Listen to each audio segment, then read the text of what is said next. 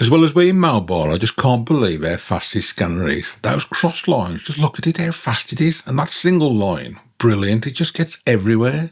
It's new scanner day, and I'm holding at the moment the brand new Sermoon P1 scanner. This baby is absolutely awesome. Just booting up there, a scanner. It's worth a few quid as well. It's not mine, I've just borrowed it for a few days, just to get a few scans done, see how it is, give it a bit of an outing. So today I'm going to show you it scanning this. The air conditioning compressor cover that's off my car. I've scanned this before with the Sermoon S1. Now I'm going to scan it with the P1. Hello, I'm Charlie and welcome back to my channel. I'm going to get straight into scanning this on the Sermoon P1. So I'm just going to boot it up. This scanner's got an onboard screen recorder. So if I just start that off, you'll be able to see exactly what I see. As I said, I've scanned this before a few times and I'm going to scan it again today with the P1. I'm going to do global marker scan, normal marker scan, cross lines, parallel lines and single line. I'll speed it up if it gets a little bit boring, but I just want to crack on and get all the way around this just to show you exactly how easy it is to do. So first of all, we're going to start off, then we're going to go to new project, settings, global marker, apply. On the side is a little button for the start and stop. Dead easy. Point the scanner, press start, rotate the turntable and let's get those global markers in. I mean, look at how fast that is. That's rapid. Absolutely rapid. I've had this now 2 days. The first day I couldn't do a lot because I was busy working. And yesterday I did 3 or 4 scans with it. And I just find it absolutely brilliant, this is. It's worth every penny of the 4.5 grand, I think it is. Okay, so let's stop that then. Let's go to settings, let's go to point cloud, let's come down to cross lines, real-time resolution of 0.25mm, let's apply that. Press start, and I'm going to come all the way around now then, scanning. Exactly the same as we would with any other scanner. Just let the scanner do its work and try and keep it at the optimal distance. 37, 39 frames a second. So I'm going to come all the way around then, keeping down low. The only problem with this scanner is, if there is a problem, is because the screen's in front of you, you can't like sort of see, if you're holding it like this, with my crappy eyes and my bifocal lenses, if you're holding it like this to be able to see the screen, you sort of can't see the workpiece. The workpiece is like, you have to like look over the top to the workpiece. But you can also sort of work out without seeing the workpiece. You can see where it's scanning, so you can build it up. But because it's mobile, you just move it around and you can see exactly what you're scanning. It's brilliant. So let's pause that then. Let's have a look how we're looking on this. Cross line scan, not too bad at all. So I can get all the way around there now, see? I can see all the way around. Let's get to parallel lines. Press the start button on the side. And now I've got the parallel lines in. Just to get that bit more detail. And when I did the video out of the gasket on a part like this, that's the place where you'd like to have nice and crisp, isn't it? Okay, pause that. And let's go now to single line. And let's get into those little nooks and crannies. I'm going to stand up for this one so I can get right above it. As I've said before, when you want to get into like a crack or a slot, you've got to have the scanner at 90 degrees to the slot, so both lenses can see what you're scanning. If I'm trying to get into that slot there, for instance, in the middle, and I had it that way around, both lenses wouldn't see it, would they?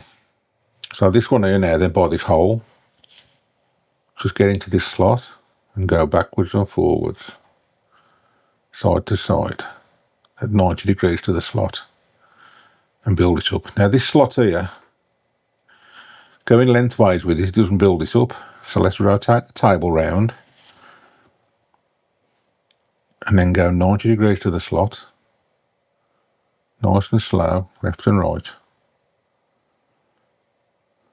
and it should build it up, see? Just building it up. These slots are also deep as well, so they might be a little bit difficult to get to because they're deep. There we are, look, 90 degrees to the slot. 90 degrees to the slot. Optimal distance, and you should be able to get into the detail there then. Pause that, sit back down again, let's have a look. So we're missing a bit down there then, aren't we, in that corner? Missing a bit round there, and a bit round there. So in the interest of getting a good scan, let's see if I can just get that back. But this is a really deep one, this is. Because it says optimal distance, but is the optimal distance to the bottom of the slot? Or to the top of the part? Or is it actually optimal distance to the plate? That's what you've got to work out. What is it thinking is optimal distance? As you look at the laser line that goes across the part, if it's solid green, it actually means it's like bouncing off something, I think, and it's touching it. So you can see now that the green bit is in the bottom of the slots, but not so much on the top, so that means I must be optimal to the bottom of the slot. It'd be nice at this point, when you're scanning, if you could zoom in, but you can't. You can zoom in on the part once you've paused it. So if I pause it now I can zoom in to see how much I've got. See how them slots there now, that little bit there is coming in. But you can't actually zoom in once you're scanning.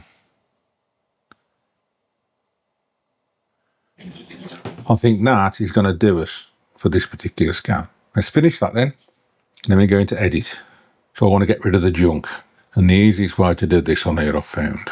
Go to rectangle, start at the bottom, come up into the scan, about like that. Delete, tap on rotate again.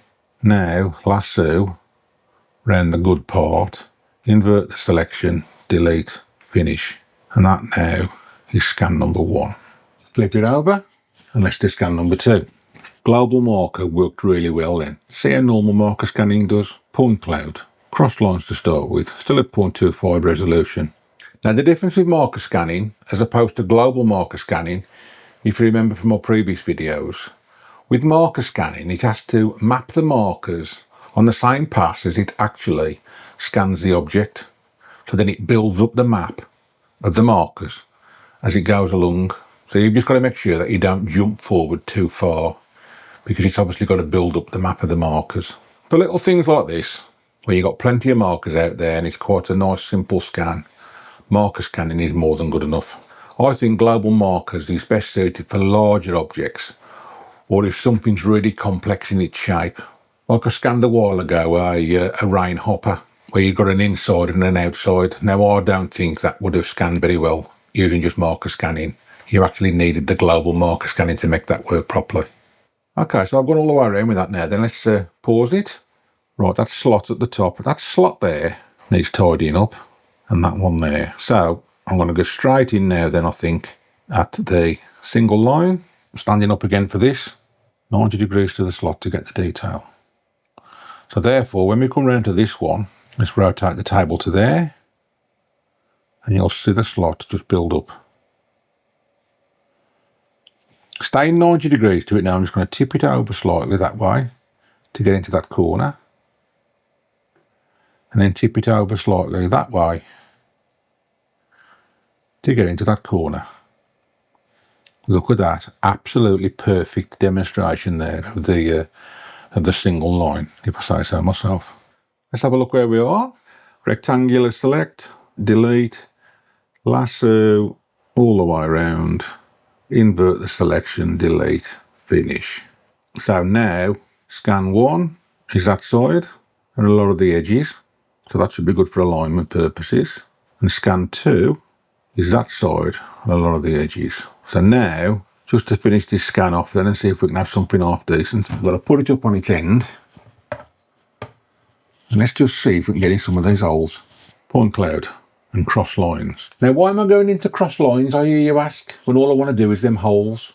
I want cross lines so I can get as much of it in as I can, because don't forget I need to align this afterwards. So I've got to get a good bit of detail on this side and this side, so then all 3 scans will align and then I'll go in for the hole. So basically this first bit with the cross lines is just for alignment purposes really. Pause it, settings, single line. Right, let me demonstrate now. If I go down now, that green laser line now has disappeared from in that hole and it's on the board at the bottom. And that's because I'm too close and I'm scanning the board. So if I come up, as I come up, the laser appears. I don't know whether you can see that because the screen's quite small, but that laser now has appeared in the hole. And that means I'm at the right distance now for scanning that hole. Now, as I said before, this is just a little bit tricky because it's a hole, it's a deep hole. You have to just play it by ear. You're fighting with a load of things at the moment here now. You want to keep the markers in place because there's no markers on the actual item. They're all on the turntable. So if you end up going too close, you'll lose the markers. If you're too far away, you won't be scanning the hole. See, I've got the laser now in that hole. But if I go closer, I'll lose it. It's too close. Come out. There it is. It's got it now. So that is the optimal distance now for that hole. And if I want to see just exactly how I'm doing on that hole, you can see I've got this side all right, but I haven't got that side at all good enough yet. So let's see if I can get that in a bit better. Just a case of getting that green line on that side. So I'm missing detail there, but that's not the object of this scan. That's for alignment. Have I got detail in them holes? That one at the bottom could be better. That one there could be better as well. That one's half decent. So I'm going to quickly do these two again, and then I shall finish it off at that. Okay, so at this point then, I've got it all on here. I've got 3 scans on there now. They all need to be fused. You can fuse them, align them, mesh them, and export them as an SDL, all from here, which I think is brilliant. Or you can connect it to your PC and download it and do it on there. Because we're testing this out, let's do it on here. I've just selected all 3, and I'm going to go to Fusion. Let's come down to 0.25, and let's click Confirm. And there we go, we've got 3 fused scans, and as you can see, they're in a jumbled mess. Alignment, automatic alignment. Make sure I select all 3, feature alignment and align. I've just sped that up, but it took about 20 seconds. Pretty good. Okay, so there we are, we've got an align scan. Let's go to meshing. I'm going to mesh smooth and boundary smooth, normal and normal. 5 million pixels. Let's do it, see what happens. There we are, processed into a mesh. Quick look around on the scanner. Decent in the holes. Let's have a look at this deep bore here. Not bad at all. Look at that, more than good enough. And then I'd click on share, and I'd share the mesh as an SDL. And when you share it, you can actually log onto here with a hotspot. But the way I'm going to do it is I'm going to plug it into my PC, and I'm going to bring it into CrealityScan, and then have a look at it in Mesh Mixer. At the time of this recording, CrealityScan for the PC is at 4.2.2. It straight away fires up the Sermoon P1, and you can bring in these projects now then. So I'll click on the one that I've done today then, and click on Import, and that'll bring in then everything off the scanner into the software, as if you've scanned it via the software. So once you've been into your garage, you've been to a client's house, you've done whatever you need to do with the scanner, mesh it there if you want to, just to see how you've got on, or just bring in the raw files. We've got the 3 scans, so the front, the back, and the ones with the holes. And that's obviously the meshed item. We'll open it up in my favourite Mesh Mixer to see how we are. So as you can see, now the Space Mouse is working, I can navigate it fairly fluidly. Looking in these slots here, remember when we got over it at 90 degrees, it's got in there well, hasn't it? These bores. Now I didn't put scanner spray on this today. Probably could have benefited from a little bit of scanner spray, especially in these bores, but look at that. It's come out well, hasn't it? Be perfect if you needed to make a gasket. So the Sermoon P1 then, what an absolutely capable scanner. It's a piece of kit this is, it's an absolute piece of kit. So I've done this on the bench today then, the first one, because I just wanted to show you how easy it was to scan something in marker mode. This will really come into its own when you start scanning things out of the office, in the field. So the next scan is going to be downstairs on the driveway. I'm going to scan under the bonnet of my car, the engine bay. I'm going to do that in NIR mode, and I might even do a little bit of it in marker mode, put some markers on it and see what we can get from that. So that's all from me today then. Till the next time, thanks for watching.